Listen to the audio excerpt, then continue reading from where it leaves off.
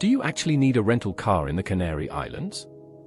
It's the question I get asked more than any other, and the honest answer is, it completely depends on which island you're on and what kind of trip you want. So let me save you both money and hassle, and break it down island by island, from someone who drives these roads every week. Here's the short version first. If your plan is to explore, to see the real island beyond your resort, then yes, a car transforms the trip, and it's cheap here. If your plan is to sit by the pool and the beach for a week and switch off completely, you can happily skip it. Now the detail. Start with the big two. In Tenerife, a car is absolutely worth it. The south has the resorts, but the magic, the green north, tea by night, the little towns like Garachico and La Orotava, is spread out, and buses eat your time. Same story in Gran Canaria, a continent in miniature, where the interior mountain villages and the dramatic west coast are a world away from the southern dunes, and you only reach them properly with your own wheels. Lanzarote and Fuerteventura, I'd also recommend a car. Lanzarote's highlights, Tim Fire, the Manrique sites, the vineyards, are scattered right across the island, and Fuerteventura is all about reaching those endless remote beaches down sandy tracks. Distances are short, the roads are easy, and a car pays for itself in freedom. Then the quiet islands. La Palma, La Gomera, and El Hierro are steep, winding and made for exploring, and public transport is limited, so if you're the type who wants to hike and roam, a car is close to essential. The one clear exception is La Graciosa, which has no paved roads and no car hire at all. You get around on foot or by bike, and that's the whole charm. So when can you genuinely skip the car?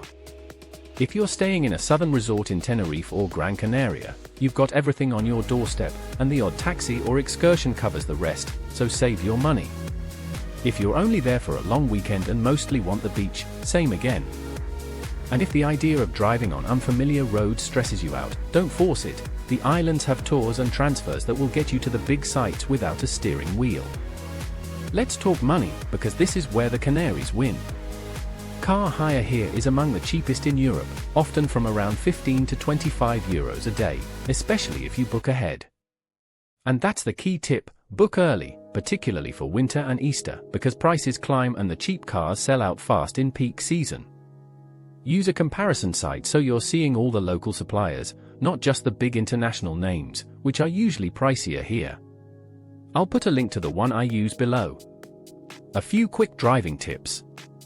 The roads are genuinely good, with modern motorways on the big islands, but the mountain roads are narrow and twisty, so take your time and enjoy the views. Fuel is cheap, among the cheapest in Spain. Parking in the resorts and old towns can be tight, so look for car parks rather than circling the block. And always take the full insurance or an excess waiver, because a scrape on a mountain road shouldn't ruin your trip. So, what would I do?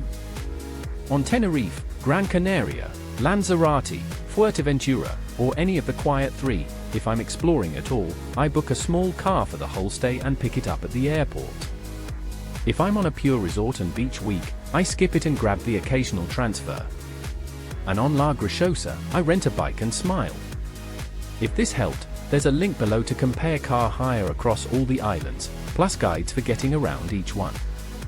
Subscribe for a new honest breakdown every week, from right here in the Canaries. See you on the next one.